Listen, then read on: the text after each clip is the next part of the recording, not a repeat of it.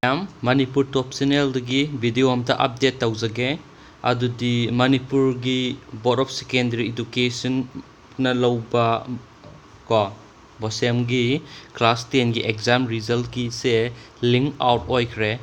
officially website ta adugi exam si ma'am sungsoi soidana hayeng mak haidu ogani ko yam nungai ba pawni ma'am aduga Manipur top channel gi site ta gi su mak wang wang na phangduna pass tawbiro ma'am punamak loina ko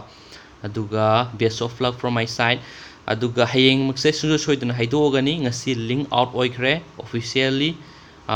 official website gi ko ado exam results kamaina yeng hai matamna ma'am si se Board of Secondary Education Manipur gi direct official website ni ko aduga si kano si exam result si kamaina yeng ni hai matamda ma'am akhoi ai hasidagi direct na tabida website amata chasi ai direct link do video gi description apamge ko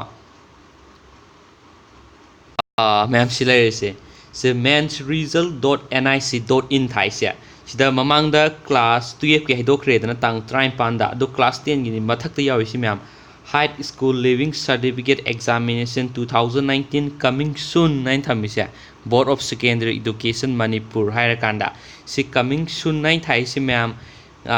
tamngam de ngasi di haidok aroi haina khalle adu haidoga su ai video update tawjarake link di adumak sigi official website ta thagale aduga activate ti hayeng tawni haina thajai ko result se hayeng haidoka duba male aduga result hek haidokpaga su ai adum video update tawjarake adu khangna bagi damakta anauba aigi video yengba kangu mi oiraga di ko soidana aigi channel subscribe tawbiramo aduga ring bell yawbada ring bell du click tawbiramo haidi notification bell lakna bagi damakta ko adungi YouTube channel da aduga soidana ma'am si officially thagalabani result je haido ogani aduga video si sigi information je pige tawbani ma'am sigi mensresult.nic.in je sida yengdune aduga khoi sigi high school living certificate examination thais de click tawrani da haidok tabagi ne bisi link je sang ya taise haido agadi declare on tawrakanda tharflok tine ba adu hek throk pa matamda exam result yeng ya dune ba ma'am ko aduga sigi ma'am result hajigi de out of the do sigi link se ai video gi description apa magi soidana ma'am hangning ba khotning ba leraga su comment box ta hangbiro ko